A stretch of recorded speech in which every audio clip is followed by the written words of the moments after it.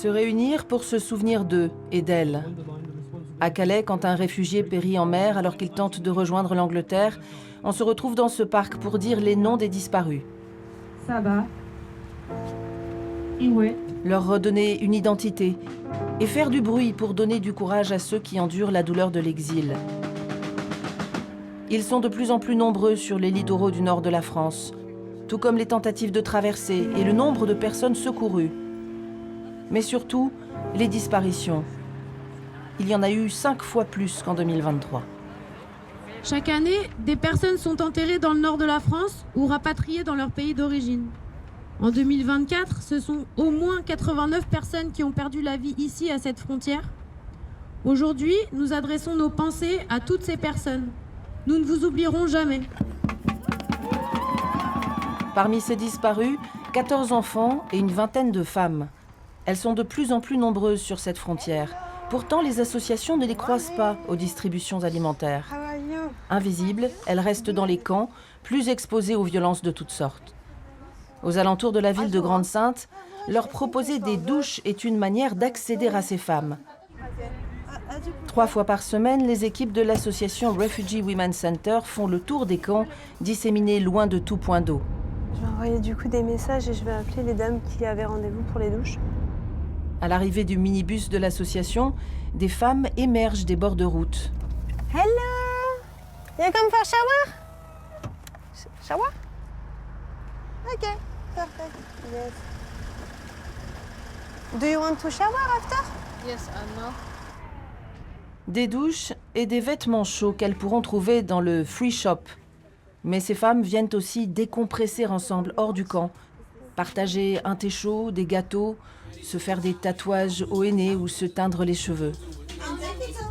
Toutes préfèrent rester cachées et ne veulent pas que leur visage soit filmé. Seule Zula, 23 ans, accepte de partager son histoire d'exil depuis l'Érythrée.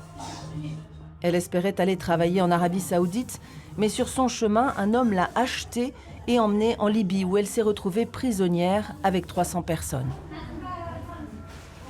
One guy, he pay for me, he bring Libya. You know me, I go market, tell him I go back. He say no, go back, I kill you. After he say me, you pay me, you go Italy. Me, I don't have money. After my face, I put TikTok, and TikTok, Ethiopian people, Eritrean people, she send money for me. After me, I come Italy. Elle va ensuite en Belgique, où elle est arrêtée et condamnée au même titre que son passeur. 5 mois de prison et le paiement d'une caution pour sortir.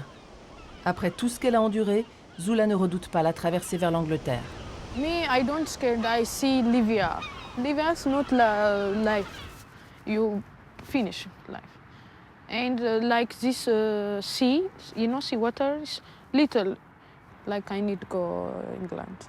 I see too much Libya for skill for like this. You know, like ship like this. I see every 3 times. I see one guy. He don't have head.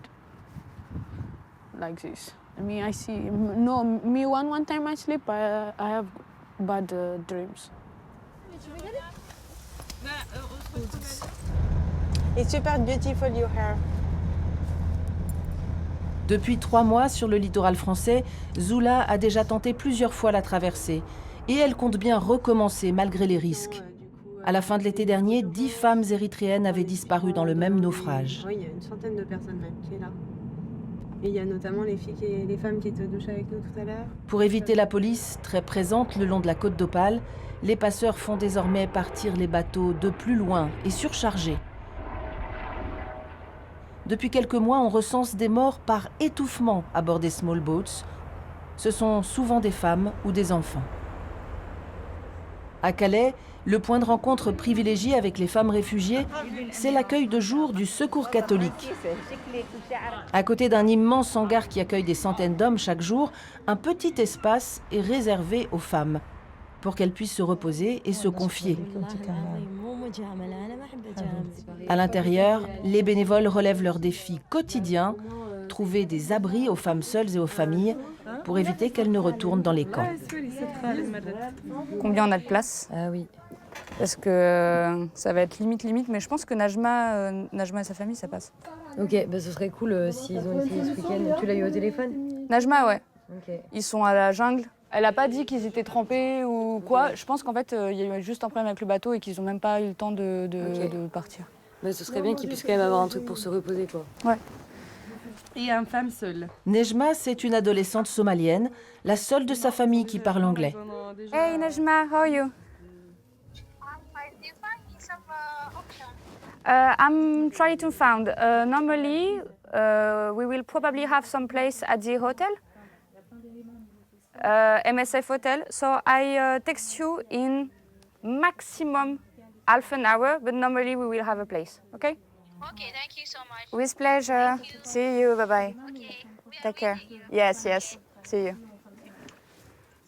Najma, elle a 13 ans et a un caractère, laisse tomber. Mais elle envoie carrément, quoi. Elle est trop forte. L'hôtel en question, un hébergement d'urgence financé et géré par Médecins sans frontières, 10 chambres louées pendant les mois d'hiver où les plus vulnérables peuvent se poser 3 jours d'affilée.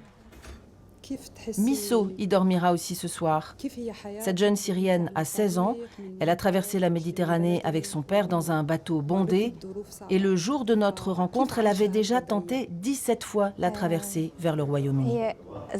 اي شيء عم بعمله عم بمشي عم فوت غابات عم اطلع ببحر عم شوف عم مثلا افارقه مثلا اوقات مثلا بيهجموا على البوت فانا هون ما بكون خايفه لانه بابا خلص هو دغري عم يحميني عم بيكون عرفت يعني انا في حدا يحميني بس بشوف مثلا غير بنات ما معهم حدا بزعل عليهم انه ما معهم حدا يحميهم. Le plus délicat pour les associations, dont Médecins sans frontières, c'est de déceler les situations dangereuses. Car les réseaux de traite ou de prostitution ne sont jamais loin. Il y a les réseaux qui sont très pressants, qui sont à la recherche des femmes et de tout âge. Et quand on n'a pas à manger, quand on n'a pas un abri, quand on ne sait pas qu'est-ce qu'on va faire, quand on a perdu peut-être un petit peu son nord aussi, quand on a perdu sa famille, dès qu'on reçoit quelqu'un qui donne de l'aide, dès qu'on reçoit quelque chose, voilà, on laisse tomber toutes les barrières et on est beaucoup plus à risque de tomber dans ce type de réseau. Pour faire de la prévention et limiter les risques, il faut trouver ces femmes qui sont dehors sous des tentes, proie plus facile dans les camps. Les bénévoles des associations y font des maraudes quotidiennes. Ouais. Hello, it's Women's Center. Bon bah il est déserté hein. L'équipe part vers un autre camp pour récupérer Nejma, la jeune somalienne de 13 ans et sa famille. Quelques jours plus tôt, une violente attaque a eu lieu près des bâches qui leur servent d'abri, une bagarre entre 2 passeurs. La famille est restée malgré tout, car les centres d'hébergement d'État sont loin du littoral. Elle veut être tout près de la mer, dans l'espoir d'un passage. Yeah, but it's in Calais. It's in Calais. This is not like 1 hour or it's like 10 or 15 minutes. Like it's okay. But in the city center. It's okay. Okay. 1 hour and 2 No, never. Avec sa mère, sa tante, sa grande sœur et son frère, Nejma sera ce soir à l'abri.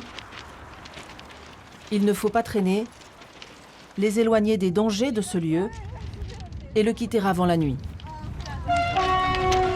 Attention le train.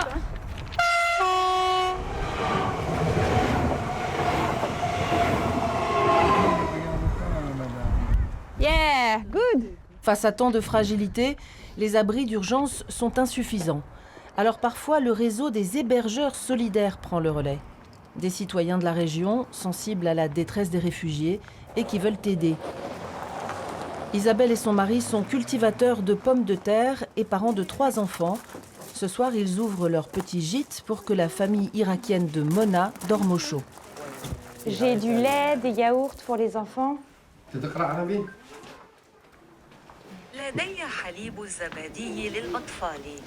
Ok. Travaillant beaucoup, ils n'ont pas de temps, mais beaucoup d'espace. Accueillir sans poser de questions est peu à peu devenu une évidence.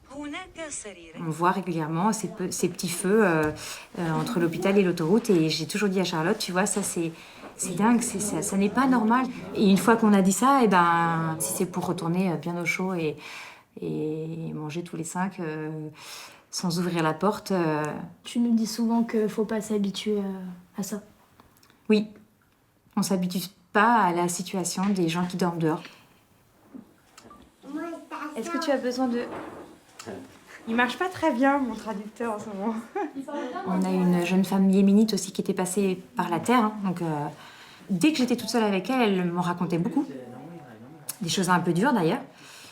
C'est vrai qu'elle expliquait qu'elle se cachait, en fait, elle se bandait la poitrine pour surtout pas être vue, qu'elle s'était rasé les cheveux complètement et qu'elle parlait très peu. Dès qu'elle était toute seule, elle parlait très peu pour qu'on reconnaisse pas que c'était une voix de femme.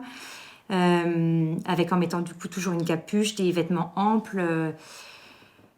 Bon, pour en arriver là, c'est qu'on est passé pendant 3 ans par des choses un peu compliquées. Chaque fois, nous, on est toutes contentes parce qu'on se dit oui, bon, ça soir. Fin de la journée, ou presque, car les alertes ne s'arrêtent pas avec la nuit. Please, we need help, we alone, please. Hello, how are you?